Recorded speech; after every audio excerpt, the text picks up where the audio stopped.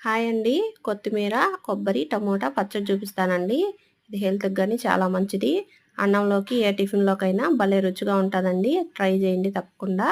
Stove వెలిగించుకొని ఒక కడాయి పెట్టుకొని 2 టేబుల్ స్పూన్ల ఆయిల్ ఏసుకొని 5 పచ్చిమిర్చి, అలాగే 1 టీ స్పూన్ ధనియాలు, ఒక అర టీ స్పూన్ జీలకర్ర, కొంచెం మెంతి గింజలండి, అలాగే ఒక 2 టమోటాలు పొడవు ముక్కలు కట్ చేసి ఇలాగేసేసుకొని ఈ పచ్చడికి తగినంత రుచికి తగినంత కల్లుప్పేసుకొని ఒక చిన్న కొత్తిమీర కట్ట కట్ చేసుకొని శుభ్రంగా కడిగి వేసుకోండి. కొంచెం చింతపండు, పావు టీ స్పూన్ పసుపు వేసి మూత పెట్టేసి మగ్గనివ్వండి. ఇవన్నీ మగ్గిపోయాయి. స్టవ్ ఆఫ్ చేసేసి కాసేపు చల్లారనివ్వండి.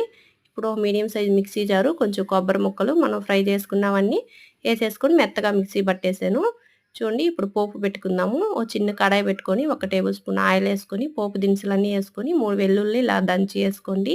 ఒక రెమ్మ కరివేపాకు, ఇదంతా వేగిన తర్వాత ఈ పచ్చట్లో వేసేసుకోండి. భలే రుచిగా ఉంటదండి.